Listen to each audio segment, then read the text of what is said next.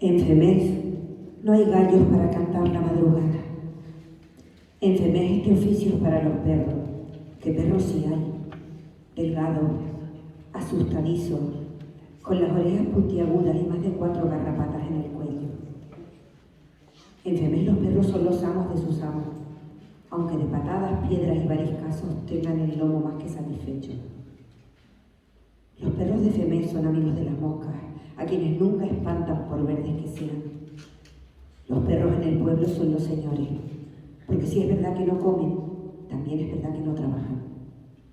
Los hombres y los perros, cuando se cruzan por los caminos, se saludan interiormente con una reverencia, porque ambos se saben guardadores de secretos especiales. Durante la noche, los perros de Femés no ladran a la luna, porque la luna es de Femés, y nació en lo alto del monte Tinasol, en la fecha misma en que nacieron ellos. Pero al alba es otra cosa. El alba en Femés comienza con un tono claro en el horizonte y un color azul frío como el acero. Entonces los perros salen de sus casas, de los grandes patios donde han pasado la noche y se reúnen en la plaza. Si plaza puede llamarse a llanos de tierra pelmazada que hay frente a la iglesia. Desde allí ladran furiosos a la torre, que en esos instantes se vuelve negra y está más alta. Los perros ladran mirando hacia arriba, hacia el campanario. La gente del pueblo dice que los perros a esa hora confunden la torre de la iglesia con María, la bruja, porque ella tiene la silueta alta y oscura y los ojos le brillan como los bronces de las pequeñas campanas. Luego, todo vuelve a quedar en silencio. La cima de la montaña es lo primero que adquiere un tono más rosado. Las casas del pueblo se van perfilando mejor y la torre de la iglesia termina por perder su tetricismo. Entonces los perros salen del pueblo, enfilan el camino y siempre, con el hocico pegado a la tierra, se pierden por la ampliada y desolada llanura de Secadalia.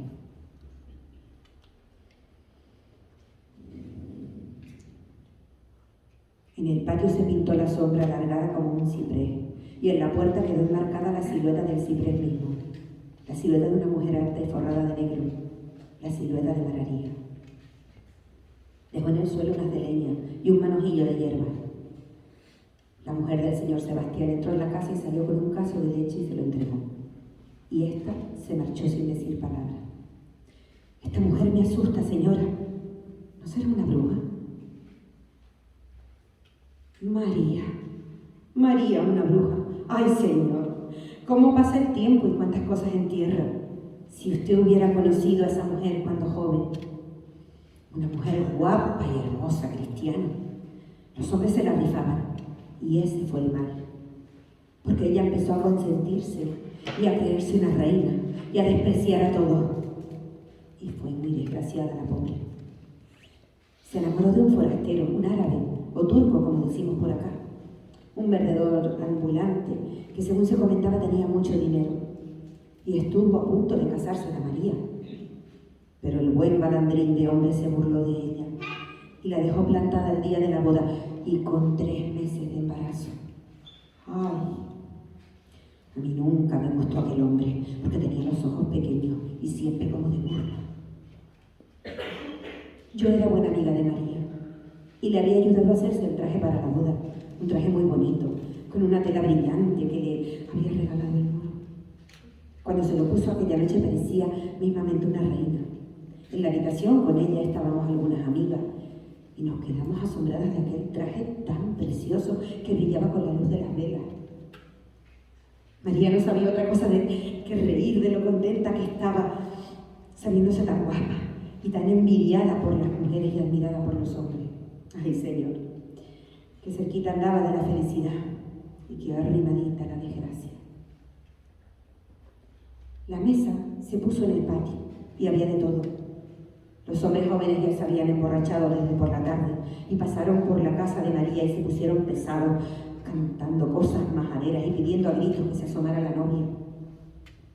Pero María no le hizo ni pizca de caso, y la tía, una tía vieja que vivía con ella, se encargó de espantarlos como a las moscas malas, y ellos se largaron para las afueras del pueblo, siempre cantando y diciendo palabrotas. Entre las mujeres que estaban en el patio había una que se llamaba Delfina y era muy gorda y le tenía rabia a María. A cada momento se ponía a chillar que se estaba haciendo tarde y que el novio no había llegado y que a ver si no iba a llegar nunca.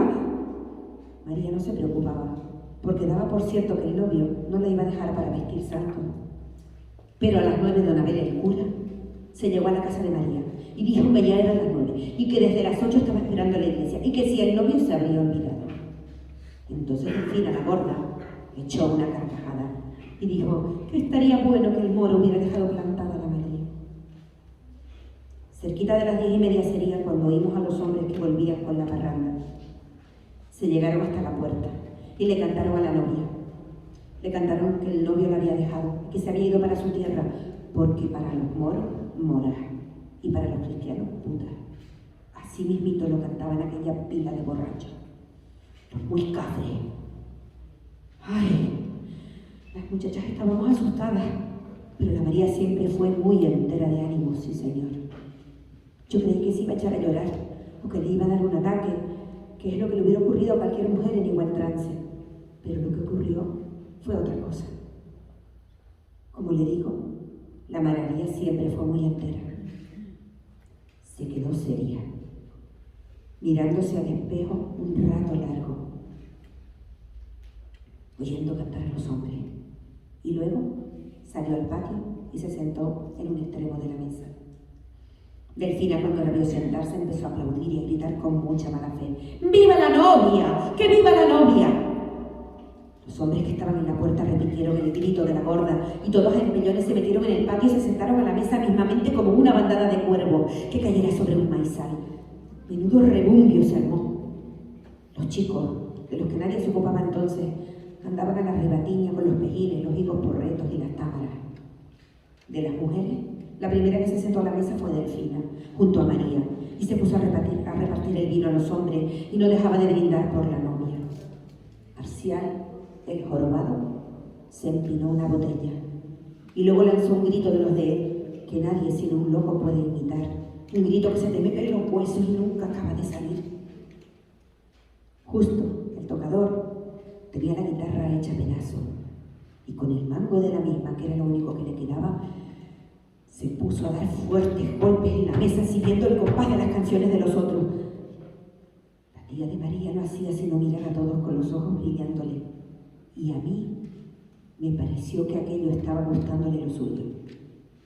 Luego se dio a beber como Marcial empinando la botella. ¡Ay, señor! ¡Qué asco de noche!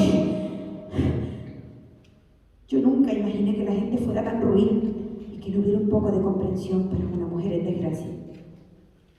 La María no abrió la boca en toda la noche, ni para comer, ni para beber, ni para pronunciar una sola palabra. Estaba quieta, con los ojos fijos al frente, muy pálida, muy guapa y hermosa como nunca, y parecía una estatua, sin una lágrima y sin un solo movimiento. Y así estuvo todo el tiempo que duró la burla.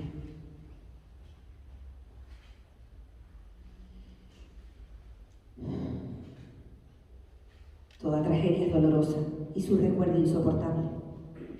Aquel desdichado ser que se humillaba en tierra como gesto para desechar su dolor había adquirido la forma de una crisálida trágica, señalada por un sino nefasto, sin atisbos de una metamorfosis redentora.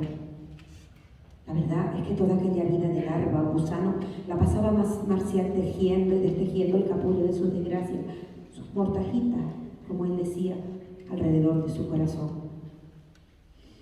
Digo yo que de cintura para arriba Dios me hizo de esta forma para dar cabida a mis penas, porque dentro tengo como una cajita de muerto atravesada. Y así me pesa, desde aquel día de calor, cuando me llevé al niño junto a la iglesia y allí nos sentamos, arrimados a la pared para aprovechar la sombra. Dicen que las cosas que ocurren ya están escritas hace mucho tiempo, pero yo no sé leer.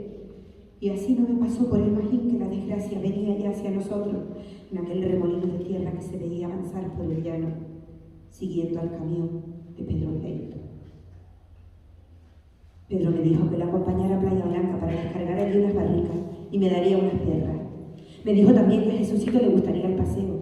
Yo bien quedé contento porque en el camión de Pedro siempre tendríamos viento fresco en la cara y al niño se le quitaría la roña que tenía por culpa del calor desde por la mañana. Y así fue. Al llegar, en la venta de Trinidad descargaron las barricas entre ella, su marido y Pedro, porque yo me quedé distraído mirando al mar y no me avisaron para que les echara una mano. Cuando llegamos a la playa, la arena estaba tan caliente que Jesucito no podía estar descalzo. Trinidad le regaló un par de lolitas coloradas y el chico se fue hasta la orilla a echar palos al agua y a buscar conchas y a corretear de un lado al otro. Allí comimos aquel día un sancocho de mero que estaba sabroso y unas patatas dulcitas, unas blancas y otras amarillas, como si fueran de huevo. El vino era de uva, del que habíamos llevado. Y aunque estaba algo caliente, a mí me daba un frescor en la garganta, como si me limpiara toda la tierra que había tragado durante el viaje. Mediada la tarde llegaron a casa de Trinidad dos pescadores y organizaron una partida de envite bajo las hojas de palma. Y yo me fui hacia el mar en busca de Jesucito. Me pidió que le quitara las ropas y lo dejé en cuero, como Dios lo trajo al mundo. Eso sí, que aún seguía el calor y tuve que dejarle las ramitas coloradas y le presté también mi sombrero para que el fuego no me lo quemara por arriba ni por abajo. De la venta de Trinidad me llegaban los gritos de los jugadores que entre vaso y vaso lanzaban sus hendidos y sus sienes con tal fuerza que parecía que se peleaban. Busqué la sombra de un bote y traté de echar una siesta para disipar el mal que me había hecho el vino. Y trabajoso fue para el tiempo el arreglo de mi cabeza, porque al abrir los ojos el sol estaba ya por desaparecer. Pedro tenía el rostro encendido, los ojos aguados y sudaba. Los otros estaban también borrachos. Dieron por terminada la partida y Pedro se levantó y miró hacia la playa donde estaba jugando Jesucito. «Voy a darme un baño», dijo. El mar estaba sereno como un estanque. Pedro corrió en dirección a unas barcas varadas detrás de las cuales se quitó la ropa y luego lo vimos andar sobre la tierra en calzoncillo. Fue hacia el niño, lo subió a sus hombros y trotando como un caballo se lo llevó al agua. Se puso a nadar para atrás y Jesucito montaba horcadas en su barriga, gritaba de contento manoteando en el agua. De pronto, un pescador apartó la mesa de un golpe y corrió hacia la playa seguido de otro. Se quitaron las camisas y se lanzaron de cabeza comenzando a bracear con toda su fuerza. Entonces me di cuenta de que delante de ellos no había sino mar, que no se veía a Pedro ni al niño, solo un poquito de espuma y una ola pequeñita que se alejaba de la playa.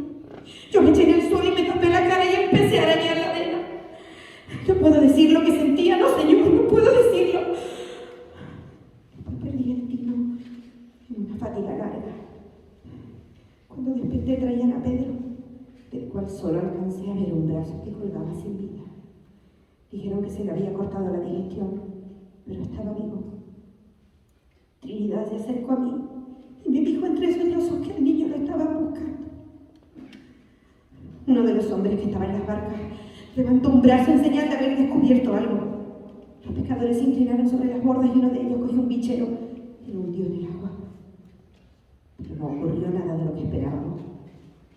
Del cuerpo de Jesucito no se encontró ni rastro. Únicamente que cuando sacaron el bichero del agua, llevaba en el extremo una de las bonitas rojas que le había regalado Trinidad.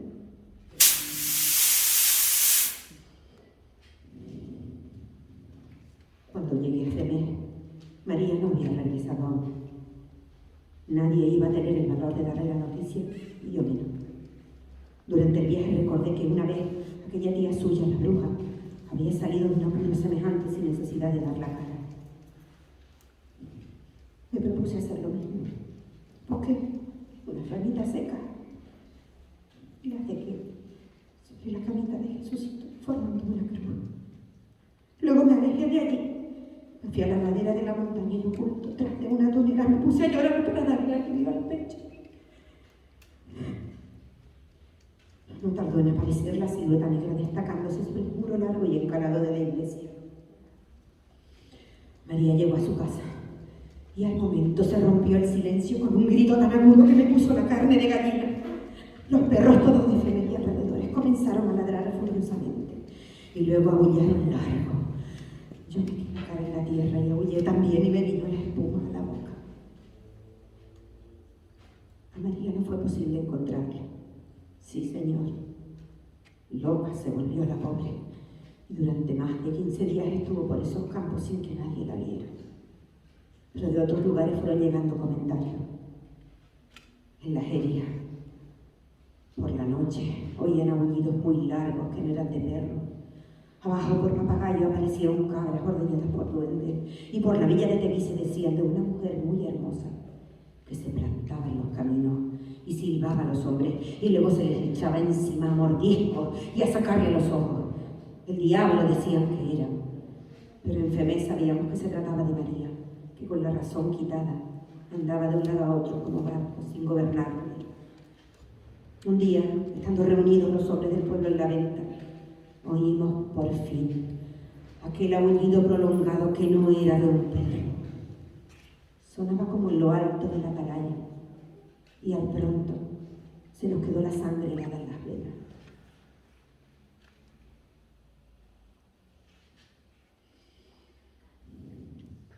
Tal vez un día de ciprés, o humanatea, o cuervo en vertical. La vieja permaneció allí plantada un buen rato. Estaba descalza y sus pies secos y arenosos, delgados y fuertes, parecían agarrarse al piso. También sus manos quedaban descubiertas y eran como garras de vilano, garras amarillosas, largas y surcadas de arrugas. Pero en la parte alta de aquel árbol requemado, algo surgía incandescente aún, algo como una brasa encendida, surgía de aquellos ojos negros, árabes jóvenes y hermosos. ¿Fuego? ¿Qué clase de fuego? ¿Acaso la ira? Contemplando aquellas ascuas fijas y resplandecientes, pensé en un rostro terso y blanco y unos labios carnosos y sensuales de leve rosa, dulces y tibios como las uvas de volcán. Años atrás, desde luego, años atrás, cuando por las cañadas de aquel cuerpo joven cruzaban los alisios, erizando el fino triguillo de la piel, formando las dunas arenosas del torso. Años atrás, desde luego, antes de que el mismo viento pasara huracanado sobre la arcilla y dejara el paisaje convertido en un erial desamparado y rugoso, antes de que los ojos se convirtiesen en pavesas de rabia, cuando el fuego surgía de la montaña y encendía la isla toda. Los hombres salían de sus casas y atravesaban la noche pretendiendo carbonizarse en esa extraordinaria ardentía. Entonces sí, entonces el fuego. Pero ahora, ¿qué origen tenía la centella? Por un momento me sentí prisionero de la luz. Después recordé las arenas de Femé, los surcos del tiempo y la mano que acaricia la tierra a cada segundo.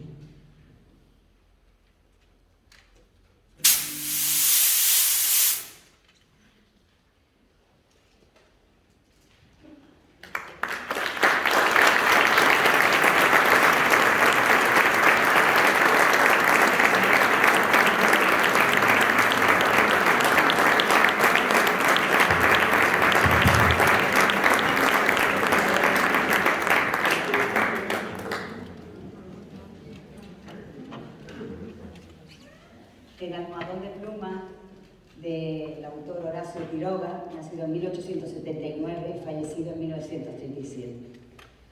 Dice así: su luna de miel fue un largo escalofrío, rubia, angelical y tímida, el carácter duro de su marido, el oso en su noche, niñerías de novia.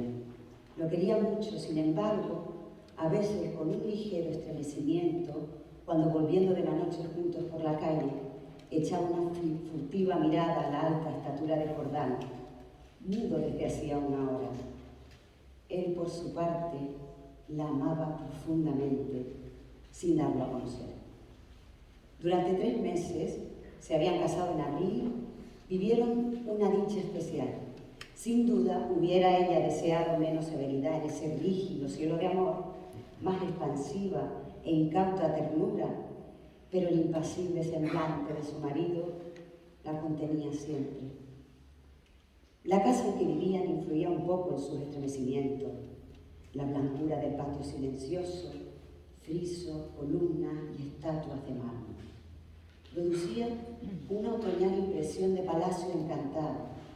Dentro, el brillo glacial del estuco, sin el más leve rasguño en las altas paredes. Afirmaba aquella sensación de desapacible frío. Al cruzar de una pieza a otra, los pasos hallaban eco en toda la casa, como si un largo abandono hubiera sensibilizado su resonancia. En ese extraño nido de amor, Alicia pasó todo el otoño. No obstante, había concluido por echar un velo sobre sus antiguos sueños y aún lívida dormía en la casa hostil, sin querer pensar en nada hasta que llegara su marido. No es raro que adelgazara. Tuvo un ligero ataque de influenza que se arrastró insidiosamente días y días. Alicia no se reponía nunca. Al fin, una tarde pudo salir al jardín apoyada en el brazo de él. Miraba indiferente a uno y a otro lado. De pronto Jordán, con la honda ternura, se pasó la mano por la cabeza y Alicia rompió enseguida en sollozo, echándole los brazos al cuello. Lloró largamente, todo su espanto callado, redoblando el llanto a la menor tentativa de caricia.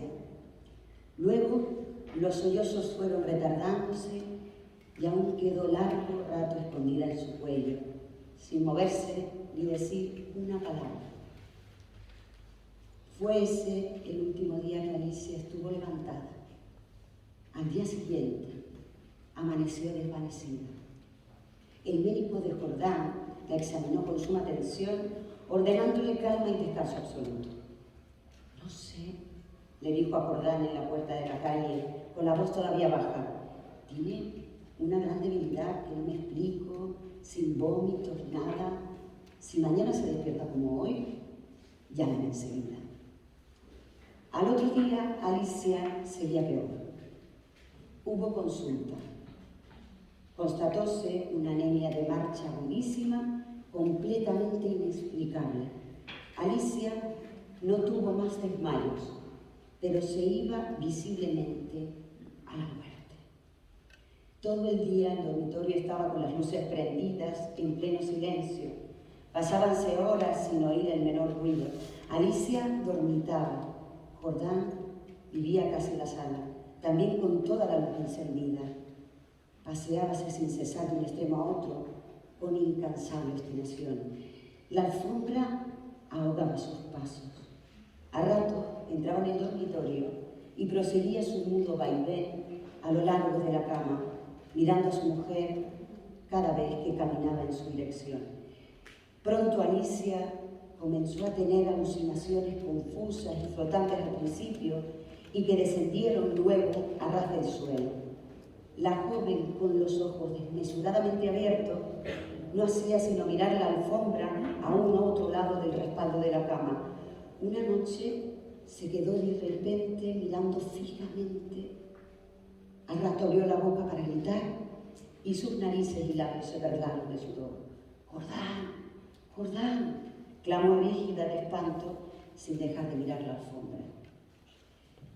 Jordán corrió al dormitorio y al verlo aparecer a Alicia dio un alarido de horror.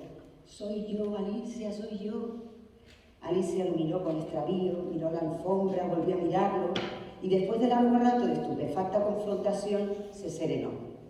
Sonrió y tomó entre las suyas la mano de su marido, acariciándola, temblando. Entre sus alucinaciones más porfiadas, hubo un antropoide apoyado en la alfombra sobre los dedos que tenía fijos en ella los ojos. Los médicos volvieron inútilmente. Había allí delante de ellos una vida que se acababa desangrándose día a día, hora a hora, sin saber absolutamente cómo. En la última consulta, Alicia yacía en estupor mientras ellos la pulsaban, paseándose de un lado a otro, la muñeca inerte. La observaron largo rato y en silencio y siguieron al comedor. Psst. Se encogió de hombros desalentado su médico. Es un caso serio, poco hay que hacer. Solo me faltaba eso, resopló Jordán y tamborileó bruscamente sobre la mesa. Alicia fue extinguiéndose en su delirio de anemia, agravado de tarde, pero remitía siempre en las primeras horas. Durante el día no avanzaba su enfermedad, pero cada mañana amanecía lívida, en síncope casi. Parecía que únicamente de noche se le fuera la vida en nuevas salas de sangre. Tenía siempre al despertar la sensación de estar desplomada en la cama con 1.000.000 de kilos encima. Desde el tercer día, este hundimiento no la abandonó más. Apenas podía mover la cabeza. No quiso que le tocaran la cama ni aun que le arreglaran el almohadón. Sus terrores crepusculares avanzaron en forma de monstruos que se arrastraban hasta la cama y trepaban dificultosamente por la colcha. Perdió luego el conocimiento. Los 2 días finales deliró sin cesar a media hora. Las luces continuaban fúnebres encendidas en el dormitorio y la sala. En el silencio agónico de la casa no se oía más que el delirio monótono que salía de la cama y el rumor ahogado de los eternos pasos de Jordán. Murió, por fin. La sirvienta entró después de deshacer la cama, sola ya, miró un rato extrañada el almohadón. «Señor», llamó a Jordán en voz baja. En el almohadón hay manchas que parecen de sangre.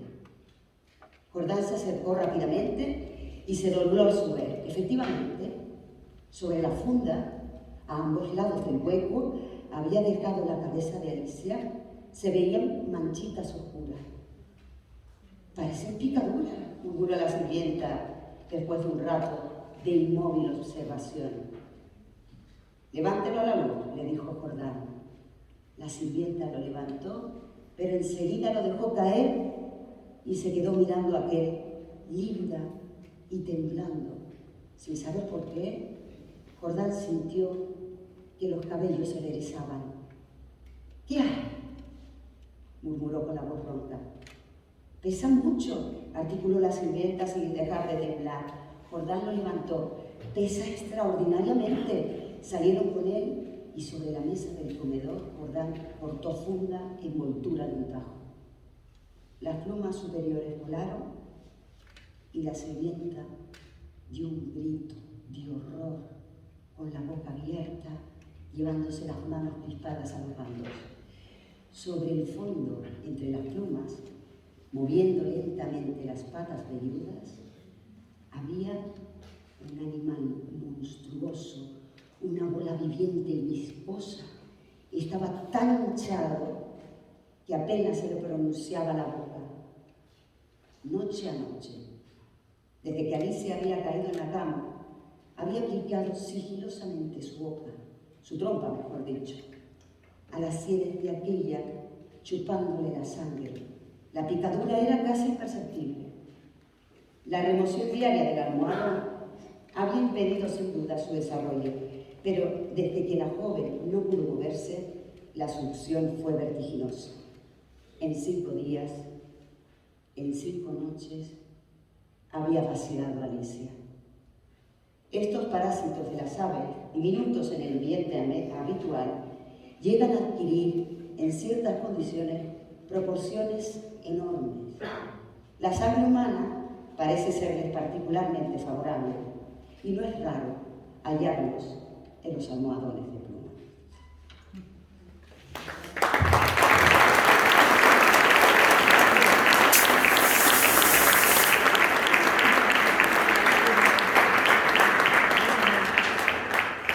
Este es un microcuento de Fernando Iwasaki titulado Peter Pan. Es un microcuento y dice así: cada vez que hay luna llena, yo cierro las ventanas de casa porque el padre de Mendoza es el hombre lobo y no quiero que se meta en mi cuarto. Es verdad, no debería asustarme porque el papá de Salazar es Batman, y a esas horas debería estar vigilando las calles. Pero mejor cierro la ventana porque Merino dice que su padre es Joker y Joker se la tiene jurada al papá de Salazar. Todos los papás de mis amigos son superhéroes o villanos famosos, pero mi padre, que insiste en que él solo vende seguros y que no me crea en tonterías. Aunque no son tonterías, porque el otro día Gómez me dijo que su papá era Tarzán y me enseñó su cuchillo todo manchado con sangre de leopardo. A mí me gustaría que mi padre fuese alguien, pero no hay ningún héroe que use corbata y chaqueta de cuadritos. Si yo fuera hijo de Conan, Skywalker, Spiderman, entonces nadie volvería a pegarme en el recreo. Por eso me puse a pensar quién podría ser mi padre. Un día se quedó frito leyendo el periódico y lo vi, todo flaco y largo sobre el sofá, con sus bigotes de mosquetero y sus manos pálidas, blancas, blancas como el mármol de la mesa.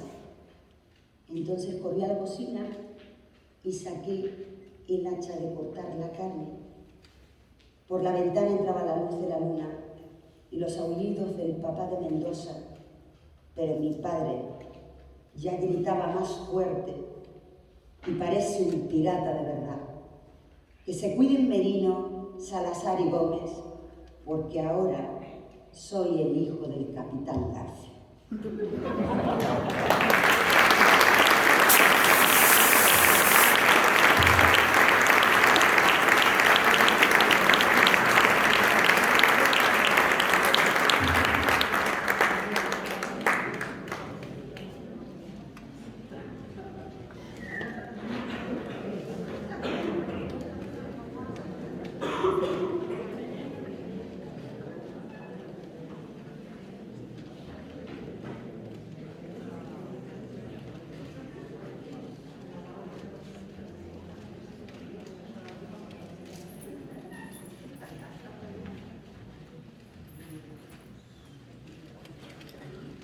Buenas noches.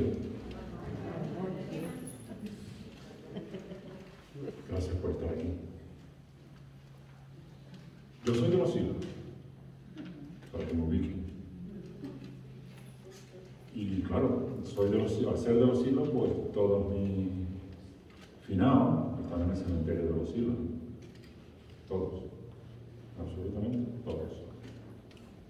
Mi padre, mi madre, mis tíos, mis abuelos, mis abuelas, etcétera, etcétera, etcétera. Algunos tengo en Cuba también enterrados. Y a mí me gusta cuando puedo ir al cementerio.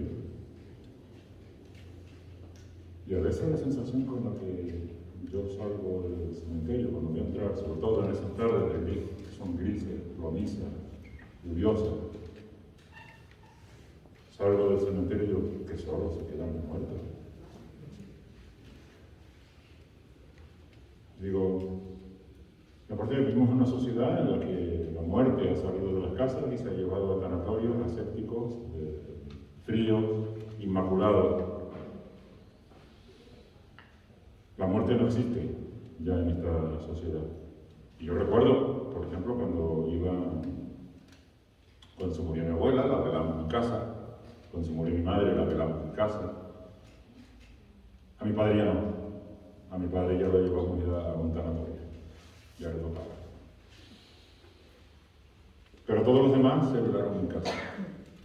Y ahora uno llega y va uno al cementerio y le da una sensación de cuando llueve tiene que tener frío.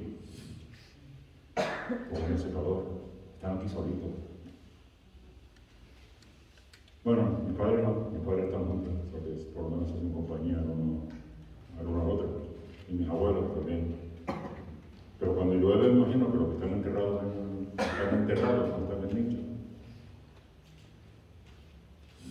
Pues se tienen que mojar. Digo yo. Y uno va allí, los visita, deja las flores, reza, el que quiere rezar, y se va y lo deja aquí. Y hay un texto que a mí me parece una preciosidad de Gustavo Adolfo Bécquer que empieza así, hablando exactamente de lo mismo. Cerraron sus ojos, que aún tenían abiertos, taparon su cara con un blanco lienzo, y unos sollozando, otros en silencio, de la triste alcoba, todos se salieron. La luz que en un vaso ardía en el suelo, al muro arrojaba la sombra del lecho. Entre aquella sombra veíase a intervalos dibujarse rígidos la forma del cuerpo. Despertaba el día, y a su albor primero, con sus 1000 ruidos, despertaba el pueblo. Entre aquel contraste de vida y misterio, de luz y tinieblas, yo pensé un momento, Dios mío, qué solos quedan los muertos. De la casa en hombros llevaron al templo, y en una capilla dejaron el féretro. Allí rodearon sus pálidos restos de amarillas velas y de paños negros. Al dar de las ánimas del toque postrero, acabó una vieja sus últimos rezos. Cruzó la ancha nave, las puertas gimieron, y el santo recinto quedóse desierto. De un reloj se oía compasado el péndulo.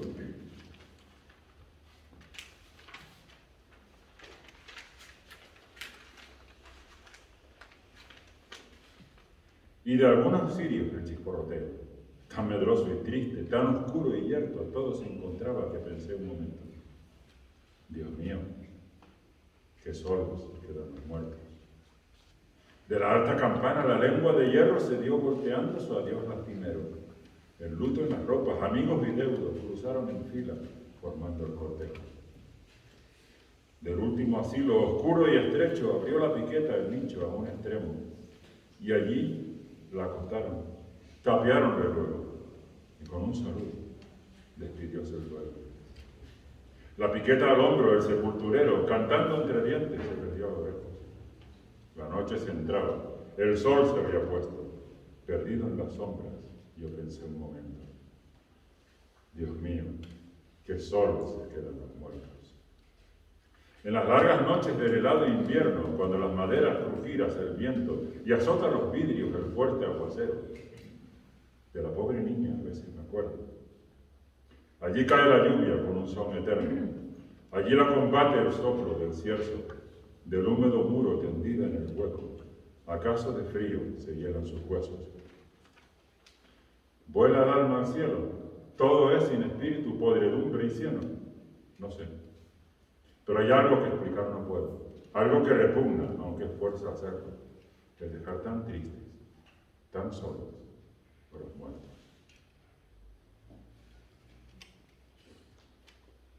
Podrían aplaudir si quieren.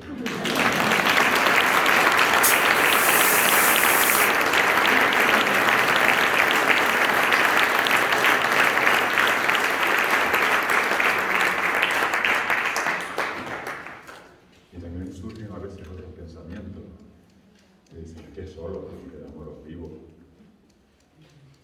Pero la gente se va. Pero los que nos quedamos en la misma situación, nos quedamos perdidos en muchas ocasiones, rotos. Y esa es una realidad. Hay un poema que a mí me apasiona, del gran Edgar Allan Poe, que sería hasta un pecado no mencionarlo en una noche como esta, que dice así: una vez, al filo de una lúgubre medianoche, mientras débil y cansado y en tristes reflexiones embedido, inclinado sobre un viejo y raro libro de olvidada ciencia, cabeceando casi dormido, oyóse de súbito un leve golpe, como si suavemente tocaran a la puerta de mi cuarto. Es, dije musitando, un visitante tocando quedo a la puerta de mi cuarto. Eso es todo, y nada más. Aquel lúcido recuerdo de un gélido diciembre, espectros de brasas moribundas reflejadas en el suelo, angustia del deseo del nuevo día. En vano encareciendo a mis libros, dieron tregua a mi dolor.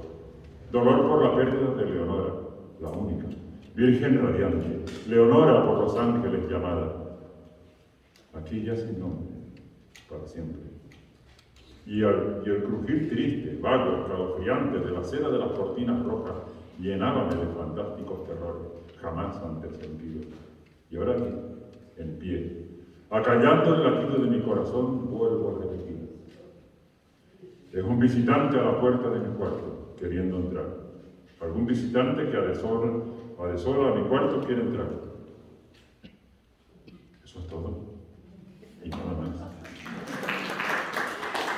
Ahora mi ánimo cobraba bríos, y ya sin titubeos. Señor, dije, o señora, en verdad vuestro perdón. Imploro. Mas el caso es que adormilado, cuando vinisteis a tocar quedamente, tan quedo vinisteis a llamar a la puerta de mi cuarto, que apenas pude creer que os oía. Y entonces abrí de par en par la puerta. Oscuridad. Y nada más.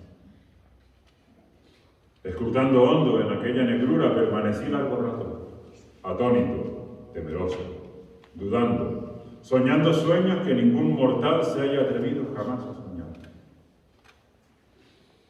Mas en el silencio insondable la quietud callaba y la única palabra allí preferida era el balbuceo de un nombre. Leonora. La pronuncié en un susurro y el eco me devolvió en un murmullo. Leonora. Apenas esto fue, y nada más. Vuelto a mi cuarto, mi alma toda mi alma abrazándome dentro de mí. Tardé en oír de nuevo tocar con mayor fuerza. Ciertamente, me dije, ciertamente, algo sucede en la reja de mi ventana. Dejad pues que vea lo que sucede allí, y así penetrar pueda en el misterio. Dejar que a mi corazón llegue en un momento el silencio, y así penetrar pueda en el misterio. Es el viento, y nada más. De un golpe abrí la puerta y con suave batir de alas entró un majestuoso cuervo de los santos días idos. Sin asomos de reverencia, ni un instante quedo, y con aires de gran señor o de gran dama, fue a posarse en el busto de Palas, sobre el dintel de mi puerta. Posado, inmóvil, y nada más. Entonces, este pájaro de ébano cambió mis tristes fantasías en una sonrisa con el grave y severo decoro del aspecto del que se revestía. Aún con tu cresta cercenada y mocha, le dije, no serás un cobarde, hórrido cuervo vetusto y amenazador, evadido de la ribera nocturna. Dime cuál es tu nombre en la ribera de la noche plutónica. Y el cuervo dijo, nunca más. Cuánto me asombró que el pájaro tan desgarbado pudiera hablar tan claramente. Aunque poco significaba su respuesta, poco pertinente era. Pues no podemos sino concordar en que ningún ser humano ha sido antes bendecido con la visión de un pájaro posado sobre el dintel de su puerta. Pájaro o bestia, posado en el busto esculpido de Palas en el dintel de su puerta con semejante nombre. Nunca más. Mas el cuervo, posado solitario en el sereno busto, las palabras pronunció, como virtiendo su alma solo en estas palabras. Y nada más dijo entonces, no movió ni una pluma, y entonces yo me dije, apenas murmurando, otros amigos se han ido antes, mañana él también me dejará, como me abandonaron mis esperanzas. Y entonces dijo el pájaro, nunca más. Sobrecogido al romper el silencio tan idóneas palabras, sin duda pensé, sin duda lo que dice es todo lo que sabe, su solo repertorio, aprendido de un amo infortunado, a quien desastre impío persiguió, acosó sin dar tregua, hasta que su cantinela solo tuvo un sentido, hasta que las endechas de su esperanza llevaron solos a carga de la melancólica de nunca más. Mas el cuervo arrancó todavía de mis tristes fantasías una sonrisa, hacia que un mullido asiento frente al pájaro, el busto y la puerta, y entonces, hundiéndome en el terciopelo, empecé a enlazar una fantasía con otra, pensando en lo que este ominoso pájaro de antaño, lo que este torvo, desbarbado, hórrido, flaco y ominoso pájaro de antaño quería decir graznando, nunca más. Y en esto cavilaba, sentado, sin pronunciar palabras, frente al ave cuyos ojos, como tizones encendidos, quemaban hasta el fondo de mi pecho, esto y más sentado adivinaba con la cabeza reclinada en el aterciopelado forro del cojín, acariciado por la luz de la lámpara. En el forro de terciopelo violeta acariciado por la luz de la lámpara, que ella no oprimiría. Nunca más. Entonces me pareció que el aire se tornaba más denso, perfumado, por invisible incensario mecido por serafines cuyas pisadas tintineaban en el piso alfombrado. Miserable, dije, tu Dios te ha concedido por estos ángeles, te ha otorgado una tregua de repente de tus recuerdos de Leonora. Apura, oh, apura esta dulce repente y olvida tu ausente Leonora. Y el cuervo dijo, nunca más. Profeta, exclamé, cosa diabólica. Profeta, sí, seas pájaro o demonio, enviado por el tentador o arrojado por la tempestad a este refugio desolado e impávido, a esta desértica tierra encantada, a este hogar hechizado por el horror. Profeta, dime, en verdad te lo imploro. Ay, dime, hay bálsamo en Galaad. Dime, te imploro. El cuervo dijo, nunca más. Profeta, exclamé, cosa diabólica. Profeta, si seas pájaro o demonio, por ese cielo que se curva sobre nuestras cabezas, ese Dios que adoramos tú y yo. Dile a esta alma abrumada de penas y en el remoto Edén tendrán sus brazos una santa doncella llamada por los ángeles Leonora. Tendrán sus brazos una rara y radiante virgen llamada por los ángeles Leonora. Y el cuervo dijo, nunca más.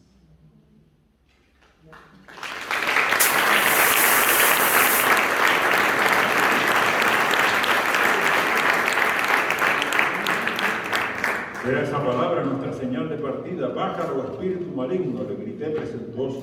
Vuelve a la tempestad, a la ribera de la noche plutónica. No dejes pluma negra alguna prenda de la mentira que profirió tu espíritu. Deja mi soledad intacta. Abandona el busto del dintel de mi puerta. Aparta tu pico de mi corazón y tu figura del dintel de mi puerta. Y el cuervo dijo, nunca más. Y el cuervo nunca emprendió el vuelo. Aún sigue posado en el pálido busto de palas, en el dintel de la puerta de mi cuarto. Y sus ojos tienen la apariencia de los de un demonio que está soñando y la luz de la lámpara que sobre él se derrama tiende en el suelo su sombra. Y mi alma, del fondo de esa sombra que flota sobre el suelo, no podrá liberarse nunca más.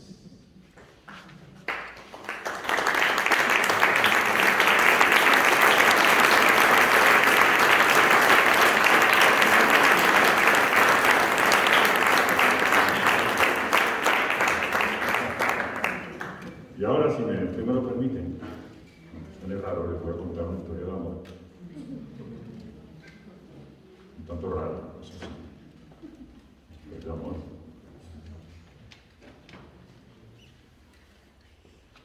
La noche de difuntos me despertó a no sé qué hora el doble de las campanas. Y su tañido monótono y eterno me trajo a las mientes esta tradición que oí hace poco en Soria. Intenté dormir de nuevo. Imposible. Una vez aguijoneada la imaginación es un caballo que se desboca y al que no sirve tirarle de la rienda. Por pasar el rato me decidí a escribirla, como en efecto lo hice.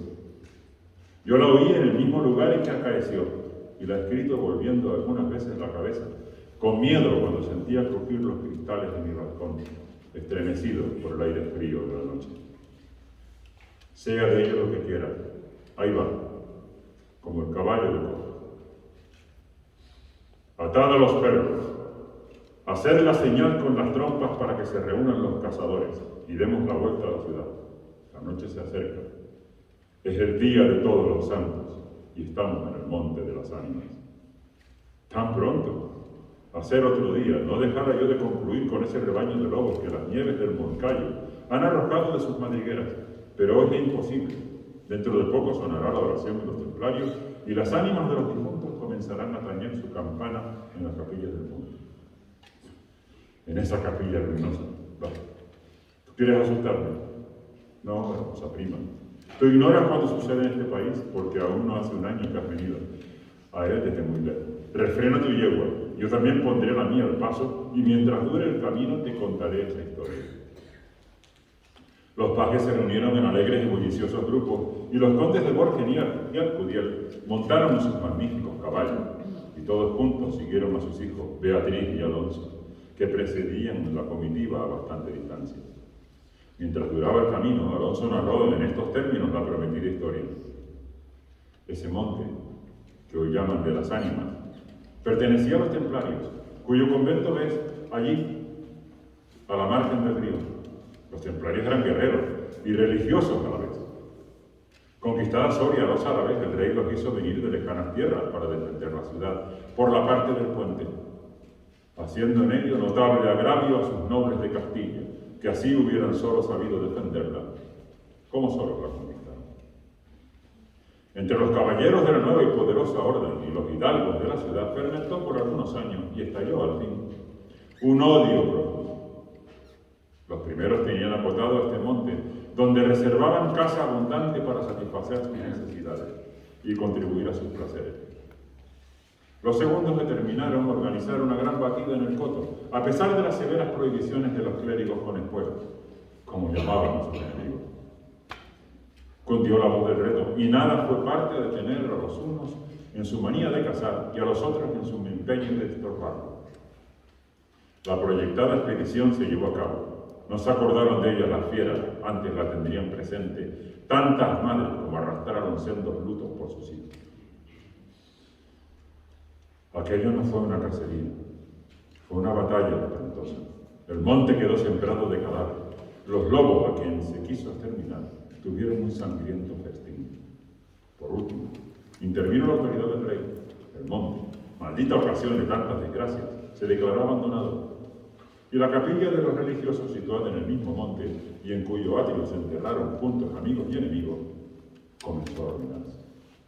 Desde entonces dicen que cuando llega la noche de difuntos, se oye doblar sola la campana de la capilla y que las ánimas de los muertos, envueltas en jirones de sus sudarios, corren como en una cacería fantástica por entre las breñas y los zarzales. Los ciervos braman espantados, los lobos aúllan, las culebras dan horrorosos silbidos, y al otro día se han visto impresas en la nieve las huellas de los descarnados pies de los esqueletos. Por eso en Soria le llamamos el Monte de las Ánimas, y por eso he querido salir de él antes que cierre la noche. La relación de Alonso concluyó justamente cuando los dos jóvenes llegaron al extremo del puente que da paso a la ciudad por aquel lado. Allí esperaron el resto de la comitiva, y la cual, después de incorporarse los dos jinetes, se perdió por entre las estrechas y oscuras calles de Soria. Los servidores acababan de levantar los manteles, y la alta chimenea gótica del palacio de los condes de Alcuriel despedía un vivo resplandor, iluminando a algunos grupos de damas y caballeros que alrededor de la lumbre conversaban familiarmente, y el viento azotaba los emplomados vidrios de los ojivos del salón. Solas, dos personas parecían ajenas a la conversación general: Beatriz y Alonso. Beatriz seguía con los ojos abiertos, absorta en un vago pensamiento, los caprichos de la llama. Alonso miraba el reflejo de la hoguera chispear en las azules pupilas de Beatriz, y ambos guardaban hace un rato un profundo silencio. Las dueñas referían, a propósito de la noche de difuntos, cuentos tenebrosos en que los espectros y los aparecidos representaban el principal papel, y las campanas de la iglesia de Soria doblaban a lo lejos con un tañido monótono y triste. Hermosa prima, exclamó al fin Alonso, rompiendo el largo silencio en que se encontraban. Pronto vamos a separarnos, y tal vez para siempre. Las áridas llanuras de Castilla, sus costumbres toscas y guerreras, sus hábitos sencillos y patriarcales, sé que no te gustan. Te he oído suspirar varias veces, acaso por algún galán de tus lejanos amigos. Beatriz hizo un gesto de fría indiferencia. Todo un carácter de mujer se reveló en aquella desdeñosa contracción de sus delgados labios. Tal vez por la pompa de la corte francesa, donde hasta aquí has vivido, se apresuró a desañadir el joven. De modo o de otro, presiento que no tardaré en perderte. Al separarnos, quisiera que llevases una memoria mía. ¿Te acuerdas cuando fuimos al templo a dar gracias a Dios por haberte devuelto a la salud que viniste a buscar a esta tierra?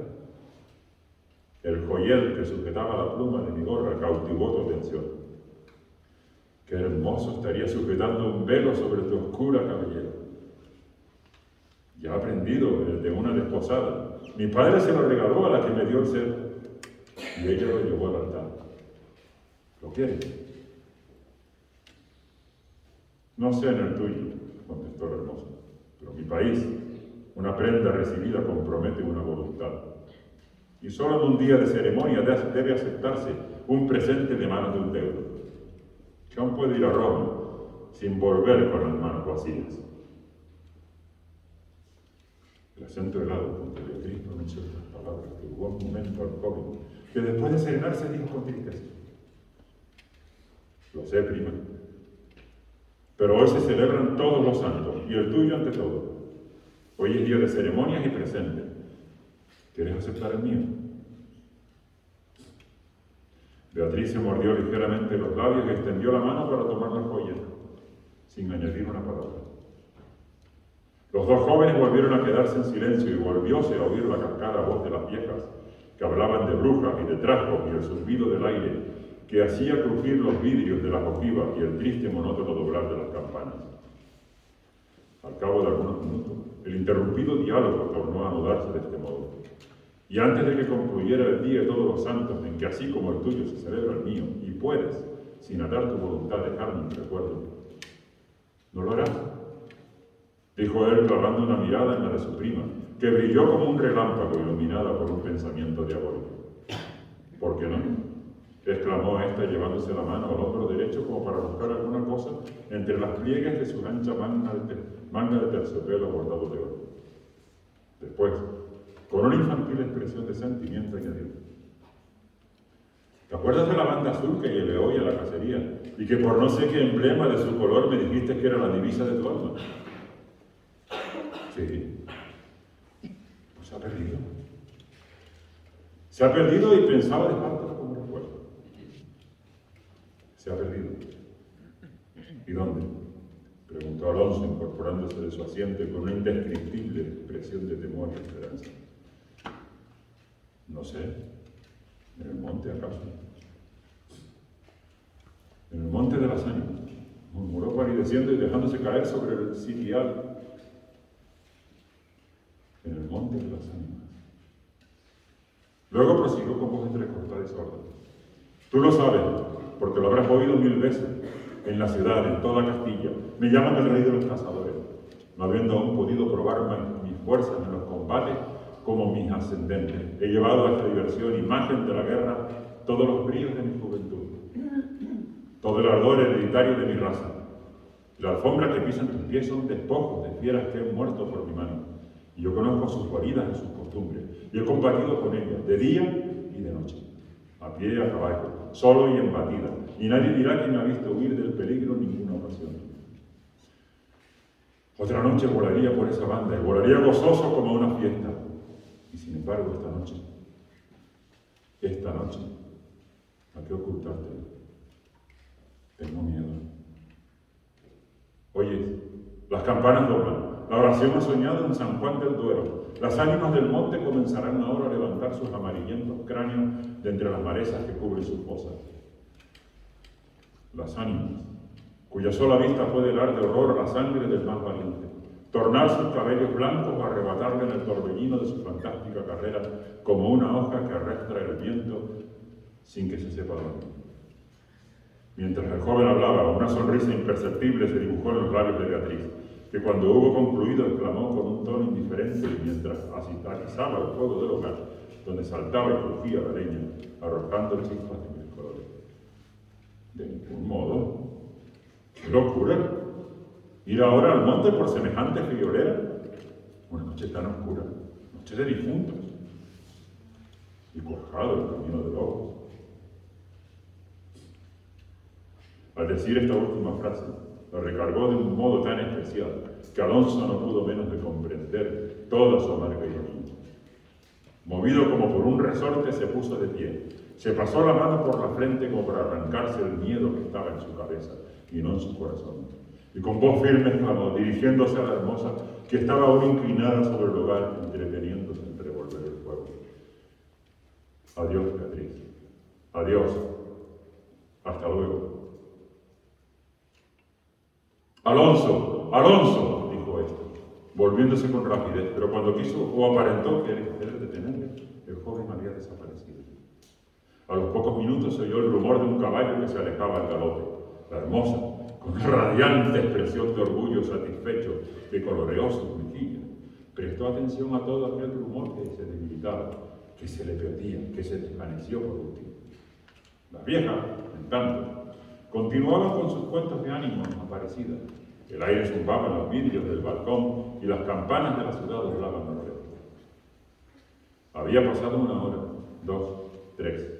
La medianoche estaba a punto de sonar y Beatriz se retiró a su oratorio. Alonso no volvía, y cuando en menos de 1 hora pudiera haberlo hecho. Habrá tenido miedo, exclamó la joven cerrando su libro de oraciones y encaminándose a su lecho. Después de haber intentado inútilmente murmurar algunos de los rezos que la Iglesia consagra en el día de difuntos a los que ya no existen. Después de haber apagado la lámpara y cruzado las dobles cortinas de seda, se durmió. Y se durmió con un sueño inquieto, ligero, nervioso. Las 12 sonaron en el reloj del postigo. Beatriz oyó entre sueños las vibraciones de las campanas, lentas, sordas, tristísimas, y entreabrió los ojos. Y creía haber oído a par de ellas pronunciar su nombre, pero lejos, muy lejos. Y por una voz ahogada y doliente, los vientos gemían los vidrios de las ventanas. Será el viento, dijo, y poniéndose la mano sobre el corazón, procuró tranquilizarse. Pero su corazón latía cada vez con más violencia, y las puertas del alerce del oratorio habían crujido sobre sus goznes, con un chirrido agudo, prolongado y estridente. Primero unas y luego las otras más cercanas, todas las puertas que daban paso a su habitación iban sonando por su orden, esta con un ruido sordo y grave, aquella con un lamento largo y crispador. Después, silencio. Un silencio lleno de rumores extraños. El silencio de la medianoche, con un murmullo monótono de agua distante, lejanos ladridos de perros, voces confusas, palabras ininteligibles, ecos de pasos que van y vienen, crujir de ropas que se arrastran, suspiros que se ahogan, respiraciones fatigosas que casi se sienten, estremecimientos involuntarios que anuncian la presencia de algo que no se ve y cuya aproximación se nota, no obstante, en la oscuridad. Beatriz, inmóvil, temblorosa, adelantó la cabeza fuera de las cortinillas y escuchó un momento. Oía mis ruidos diversos. Se pasaba la mano por la frente y tornaba a escuchar. Nada. Silencio. Veía con esa fosforescencia de la pupila en las crisis nerviosas, como bultos que se movían en todas direcciones, y cuando dilatándolas las fijaba en un punto. Nada. Oscuridad. Las sombras impenetrables. Va, exclamó, volviendo a recostar su hermosa cabeza sobre la almohada de raso azul del lecho. Soy yo tan miedosa como esas pobres gentes cuyo corazón palpita de terror bajo una armadura al oír una conseja de aparecidos. Y cerrando los ojos intentó dormir. Pero en vano había hecho un esfuerzo sobre sí mismo. Pronto volvió a incorporarse, más pálida, más inquieta, más aterrada. Ya no era una ilusión. Las colgaduras de brocado de la puerta habían rozado al separarse y unas pisadas lentas sonaban sobre la alfombra. El rumor de aquellas pisadas era sordo, casi imperceptible, pero continuado. Y a su compás se oía crujir una cosa como madera o hueso. Y se acercaban, y se movió el reclinatorio que estaba a la orilla de su lecho. Beatriz lanzó un grito agudo, y arrebujándose en la ropa que la cubría, escondió la cabeza y contuvo el aliento. El aire azotaba los vidrios del balcón. El agua de la fuente lejana caía y caía con un rumor eterno y monótono. Los ladridos de los perros se dilataban en las ráfagas del aire y las campanas de la ciudad de Soria, unas cerca, otras distantes, doblan tristemente por las ánimas de los difuntos.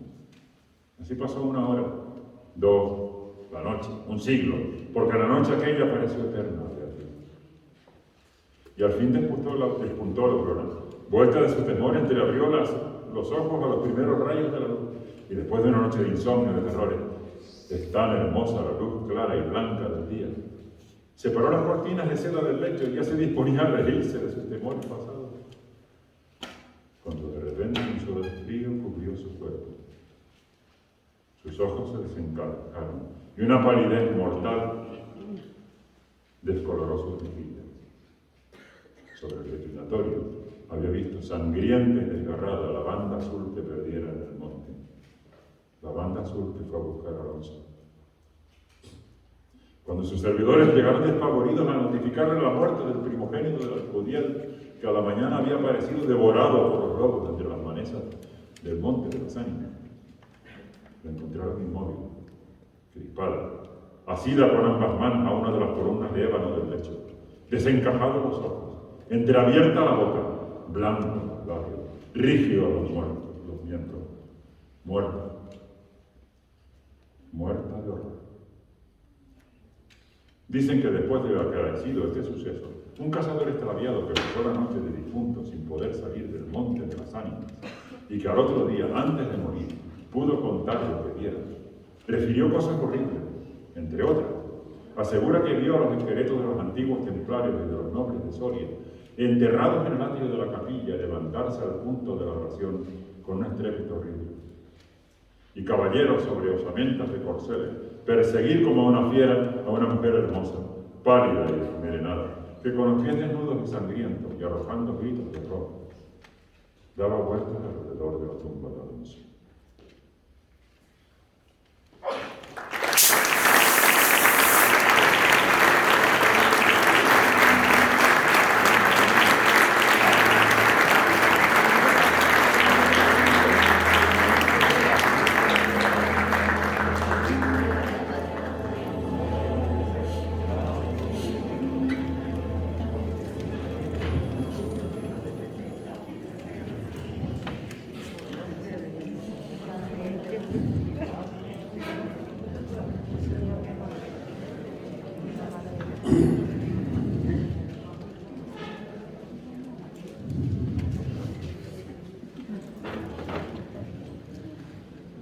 Buenas noches.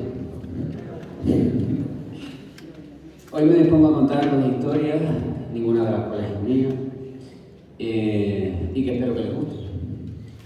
La primera tiene un final abrupto, tosco y de golpe. La segunda. En una fecha tan señalada como ahora, en una fecha tan importante, me pareció adecuado buscar historias que tuvieran que ver, pues, con la fantasía, esqueletos, zombies, todo este tipo de cosas. Y dándole vueltas, encontré una historia de hace ya algún tiempo que va de duendes. Y es la que les voy a contar esta noche. Pero antes de empezar esta historia, tengo que explicar un poco el tema de los duendes. Porque por lo general la gente piensa que los duendes son seres pequeños, con barba, risueños. Pero nada más lejos de la realidad. Esta historia viene de Irlanda y según me contaban, me decían que no, que la palabra que mejor define a un duende quizás sea la avaricia o la mentira. Y que un duende es algo de lo que no te puedes fiar. Y ahora ya puestos en situación, ahora sí les puedo empezar a contar esta historia. Hace muchísimo tiempo en el norte de Irlanda, vivía una joven que había heredado la profesión de su madre. Por aquel entonces los médicos no andaban por doquier. Y ciertas personas se encargaban de ciertas labores, como por ejemplo los partos. Ella vivía muy feliz de ser la partera del pueblo y su fama era conocida en todas las villas de los alrededores. El trabajo le sobraba Y le sobraba, le sobraba. Su fama le precedía, sobre todo por dos motivos. El primero de los motivos es que era sencillamente la mejor. Disfrutaba con lo que hacía. Cada niño que venía al mundo, para ella era todo un regalo. Le encantaba ese momento en el que cogía a la criatura y se le acercaba a la madre. Y el segundo, y no menos importante, es que no cobraba por ello. O quizás solo recibía la voluntad. Ocurrió un día que un hombre de estatura media y pelo largo, blanco, subido a lomos de un hermoso caballo negro, imponente, se presentó en la ciudad más cercana buscando a la joven.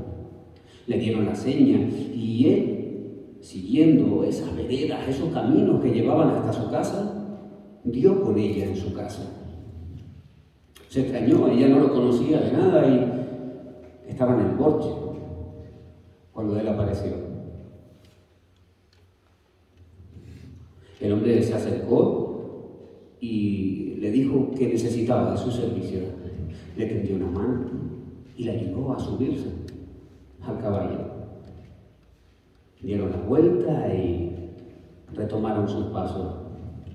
Y desde su casa a la ciudad. Y desde la ciudad emprendieron el viaje. Un viaje diferente. Un viaje quizá entre dos mundos. Pero al salir de la ciudad, aquel caballo empezó a galopar como ningún antes lo había hecho. Ella estaba extrañada. La velocidad no paraba de aumentar y él se aferró fuerte al jinete. Cruzó una enorme llanura hasta llegar a un bosque. No reconocía aquel lugar. Se adentró en el bosque, en una especie de laberinto. Y cuando ya llevaba rato, encontró un puente. Cruzó el puente. Debajo había un río con un caudal inmenso. Y al terminar el puente, a los pocos metros, salió hasta una montaña. El caballo giró bruscamente y empezó a galopar alrededor de la montaña y alrededor de la montaña. Hasta que en una de estas, de golpe, la atravesó por una gruta. Pese a que aquella gruta no era muy larga, era más bien estrecha, el caballo siguió galopando. Y de repente se paró en seco. En lo que parecía la sala de un gran castillo. La joven abrió los ojos. Y lo primero que vio fue una alfombra roja, aterciopelada, en cuyas orillas había diamantes, esmeraldas, zafiros engarzados. Él la ayudó a bajarse y luego se bajó también. Sus criados se acercaron y se llevaron al caballo. Le pidió que lo siguiera y así lo hizo. Cruzaron varias habitaciones y llegaron hasta una en la que una joven estaba tumbada en una cama. Tenía un hermoso dosel blanco y ahí estaba. Para eso la necesitaba. La joven llevaba varios días y no había manera de que diera luz. Ella se acercó hasta la joven y le quitó el pelo de la cara, la miró y sonrió. Miró al hombre y le dijo: necesito que me traiga agua caliente, paño, y si tienen alguna cremita, algún ungüento, por favor. El hombre no había dicho nada. Firme. Miró a su criado y en cuestión de minutos aparecieron allí con todo. Y en cuestión de horas, al final, la criatura vio la luz. Era un pequeño niño albino que se escurría entre sus dedos. Ella se acercó a la cansada madre y se lo dejó. En ese momento había terminado. Se secó el sudor, sin percatarse de que aquella crema se le había quedado un poco en la cara. Se dirigió a él y le dijo que había terminado, que solo faltaba que reposara. Y en ese momento él salió y la siguió. Retomaron sus pasos, subieron en aquel enorme caballo de nuevo y empezaron a volver hacia su pueblo. Salieron por aquella gruta, bordearon toda la montaña y llegaron hasta el bosque. Empezaron en él y cruzaron aquel puente que estaba sobre el caudal de un enorme río. Y salieron del bosque que parecía un laberinto y cabalgaron por aquella pradera hasta llegar a la ciudad más cercana a su casa. Y una vez allí, giraron y tornaron por veredas, caminos y llegaron hasta su vivienda. Allí él le dio la mano una vez más y bajó del caballo. Y a continuación sacó de una especie de gabardina una bolsa pesada como de cuero y se la tiró en las manos. Ella la cogió, la abrió y un montón de monedas de oro. Le parecía demasiado, le empezó a temblar las manos y fue a dárselas. Y cuando fue a dárselas, aquel hombre ya no estaba. Ni él, ni su caballo, ni rastro de ellos. Pasó un tiempo que quiso devolverle porque le parecía demasiado, pero no era capaz de recordar los pasos que había seguido hasta llegar a aquel maravilloso lugar. Y así fue como pasaron los días, las semanas, los años. Aquella muchacha pudo vivir durante muchísimo tiempo con aquella bolsa de dinero. Sin embargo, un día, en aquella ciudad, mientras hacía la compra en el mercado, mientras estaba yendo entre las calabazas, le pareció verlo a lo lejos. No tenía su caballo, pero caminaba entre la gente sigilosamente sin que nadie lo viera. Sin embargo, ella sí que lo veía. Al verlo, se alegró tanto de poder por lo menos mostrar su gratitud que, sin dudarlo, corrió hacia él y lo agarró del hombro y lo tiró hacia sí. Señor, ¿cómo está usted? ¿Está bien? El niño tiene que estar enorme ya, ¿verdad? Tiene que ser todo un mozalbete. ¿Qué tal está? ¿Cómo está su mujer? ¿Va todo bien? Muchísimas gracias por el dinero. ¿Puedes verme? Sí, claro que puedo ver. Le estoy saludando, ¿no? Con los dos ojos. Un poco rara la pregunta, ¿no? Ella se tapó el ojo izquierdo y... Sí. Mire, lo estoy viendo. Se tapó el ojo derecho.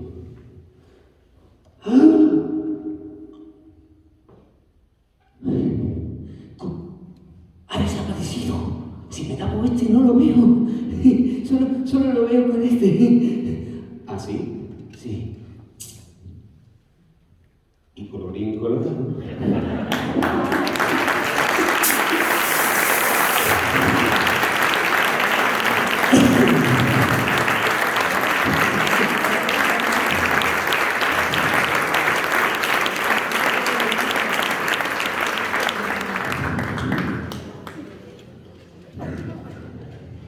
Abrupto.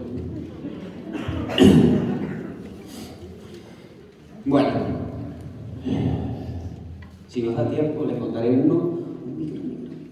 micro pequeño relato, pero que miren que da miedo. Pero al final.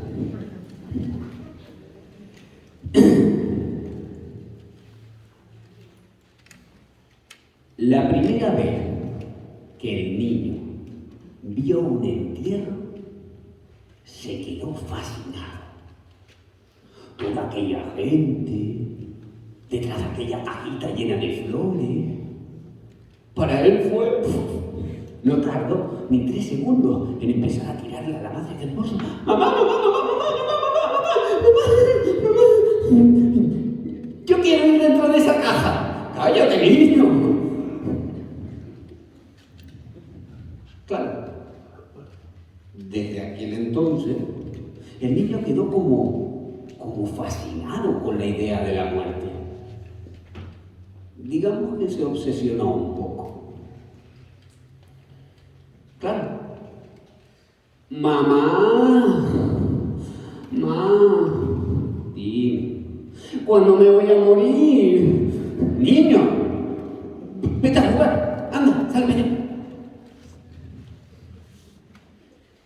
Y es que el niño era muy exagerado, pero muy exagerado. Ustedes imagínense, la madre con el niño, sale a dar una vuelta y lo típico, aparece la amiga de la madre. ¡Ay, qué niño más bonito! ¡Qué guapo eres! ¿Y tú qué quieres ser de mayor? ¡Muerto! Claro, y a la madre, lo que al principio eran golpecitos detrás de la cabeza, acabaron siendo cogotazos, y el niño, lejos de olvidarse del tema de la muerte, parecía que se le iba incrustando más dentro, ¿no? Entonces, el niño se fue dando cuenta de que quizás su madre no era la persona más indicada para explicarle esto de la muerte. Entonces, el niño levantó la cabeza, ¿no? Y le dio vueltas al asunto y buscó en su familia a alguien a quien poder preguntarle y que le entendiera lo que él quería averiguar.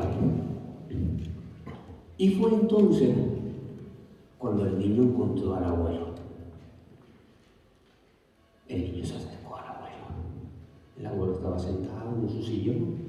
Y me maté y se acercó. Abuelo, ¿qué se siente al estar muerto? ¿Qué?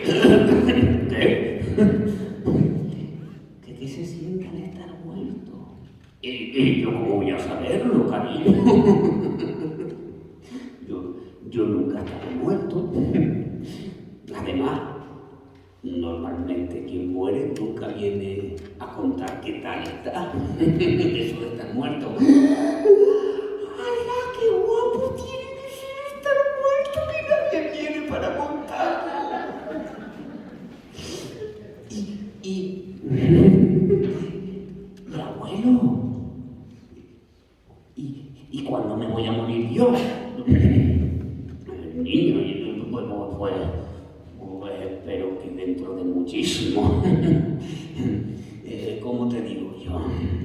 A ver, para morir, primero hay que vivir, y hay que vivir mucho. Fíjate en mí. Yo llevo muchísimos años viviendo y todavía no ha venido la muerte a buscarme. ¿Te viene a buscar? Sí, pero no hay prisa. Para esto no hay ninguna prisa, niño. Pues abuelo, si la muerte viene a buscarte a ti primero, le dices que no, que yo me lo he pedido antes.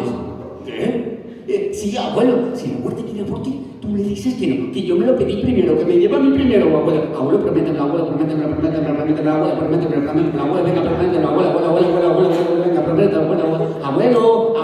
por favor, que yo me lo pedí antes, abuelo, por favor. Vale, niño. Vale, te lo prometo. El abuelo se lo prometió, pero por quitarse al niño de encima, no por... ¿Qué clase de abuelo prometería algo así? Y resultó, pues, que a partir de ese momento, el abuelo y el niño empezaron a pasar un montón de tiempo juntos. Al principio el abuelo estaba mosqueado, porque claro, ustedes imagínense, el abuelo ahí viendo su tele, viendo su rollo, y el niño escondido, agazapado, ¿no? Esperando que viniera la muerte a buscarlo. Y claro, no le hacía tanta gracia, ¿no? Pero con el tiempo, el niño y el abuelo fueron compartiendo días, semanas, meses, y se fueron haciendo inseparables. Y vivieron un montón de aventuras y de cosas, hasta el punto de que llegó un día en el que al niño se le había olvidado aquello de la muerte. Pero ¿saben lo que pasa? Que la muerte llega cuando menos uno se lo espera. Y ese día, o esa noche concretamente, el abuelo oyó acercarse bien de cerca a la muerte, oyó sus pasos. Tanto que llamó a su hija y le dijo: dile al niño que no voy a poder cumplir mi promesa. Pero ¿saben qué? Al niño no hizo falta decirle nada, porque estaba al lado de él, justo cuando esa noche su abuelo exhaló su última bocanada de aire. Cuenta la historia que el niño fue capaz de ver en los ojos del abuelo a la muerte, que le decía: hoy no te toca, pero ya nos veremos. Cuentan también que ese día el niño no murió, pero dejó de ser un niño. Muchas gracias.